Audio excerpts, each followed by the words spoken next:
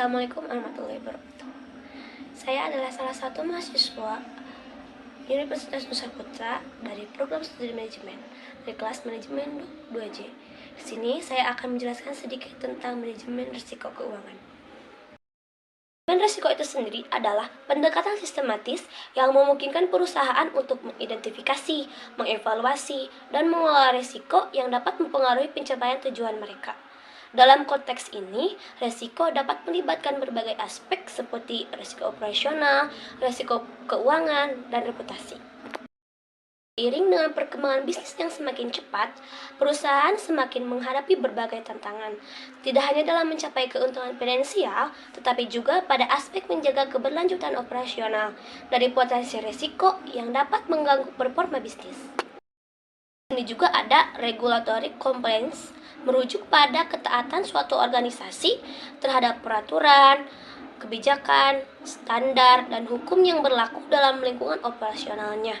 Tujuannya adalah memastikan bahwa organisasi beroperasi sesuai dengan ketentuan hukum yang berlaku untuk mencegah pelanggaran dan menghindari sanksi yang mungkin timbul akibat ketidakpatuhan.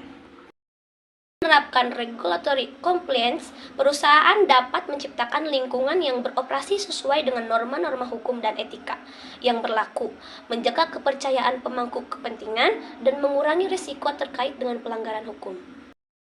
Kombinasi manajemen risiko dan regulatory compliance akan membentuk fondasi yang solid bagi organisasi dalam mencapai keberlanjutan bisnis.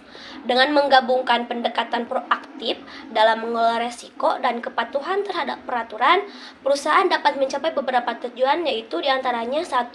Penyelarasan strategi bisnis, terus efisiensi operasional, juga kepercayaan pelanggan dan investor, dan juga inovasi yang berkelanjutan. Tantangannya diantaranya 1. Kompleksitas dan keanekaragaman peraturan.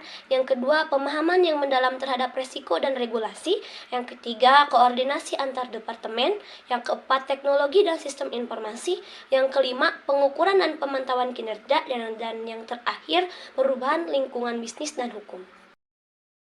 Ada tantangan, ada keuntungan integrasi manajemen risiko dan regulatory compliance. Yang pertama, efisiensi operasional. Yang kedua, penyelarasan strategi.